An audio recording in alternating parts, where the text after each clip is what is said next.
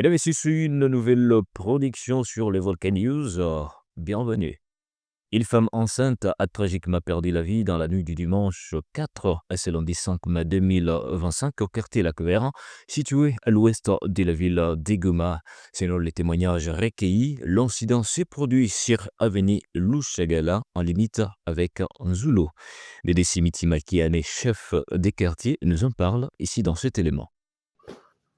Puisque nous avons enregistré un événement douloureux encore la nuit du 4 au 5 dans le quartier Lac-Vert, précisément dans l'avenue Louchagala. C'est une avenue qui est à limite avec Nzulo. Vous allez comprendre avec moi qu'il y a encore des poches des inciviques qui se trouveraient à cet endroit. Là, on a assassiné une maman au nom de Rite. C'est une maman qui était grosse. On l'a fusillée, elle a reçu un coup de balle au niveau de la poitrine. Elle a succombé suite à ses blessures. C'est vrai, les inciviques sont venus voler dans une maison voisine. Elle, comme nous sommes déjà mobilisés, si l'un de nous serait menacé, il faut que les voisins alertent aussi les autres pour une intervention. Elle s'est donnée pour alerter, mais on a laissé la personne qu'on devrait visiter. On a ouvert sa porte, sans même on t'a demandé quoi que ce soit. On a tiré sur elle, directement elle a rendu son âme. C'est un événement très douloureux tel que je suis en train de m'exprimer. Pendant que nous avons, il y a 2 jours, que nous avons passé des nuits sans qu'il n'y ait pas un dérangement. Voilà comment ça revient encore. C'est une interpellation à tout le monde. Nous devons encore multiplier les efforts pour décourager, pour dénoncer les services de sécurité. Vous avez l'amabilité encore de secourir notre population vivant dans cette zone qui est aujourd'hui une zone rouge, parce que nous avons réussi pas mal de déplacés. Un déplacement massif des populations civiles a été observé ce lundi 5 mai 2025 à Karungu, vers Katana. Nous sommes dans la province d'ici du Kivu, à la suite des bombes qui ont été larguées par des forces militaires. Suivez.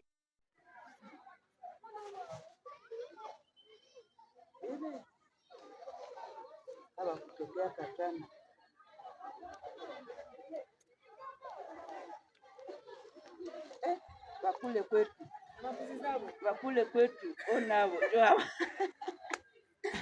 bakule kunyumba kabisa.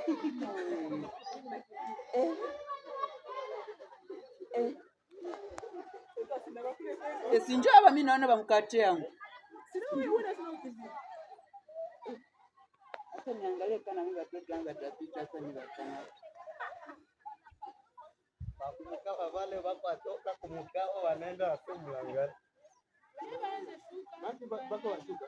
Wale baju bako washuka. Bako na washuka. Sasa watu waende. En sport, pour clôturer, le Léopard Junior de la République démocratique du Congo se rend aux prises au fauve du Bas-Ubangi en marge de la 2e journée de la Coupe d'Afrique des Nations U20 Égypte, ce lundi 5 mai 2025. Guy Boukassa, sélectionneur de Léopard U20, reste confiant en conférence de presse d'avant-match. Les coachs vont gravir les échelons. Suivez. Des efforts répétés qu'il y a eu lors du précédent match contre le Ghana. Je crois que c'est ce qui a été fait. Nous espérons avoir eu un peu plus de fraîcheur et on est disposé à rentrer sur le terrain et découvrir notre adversaire de demain qui est une belle équipe, on l'a vu face au Sénégal.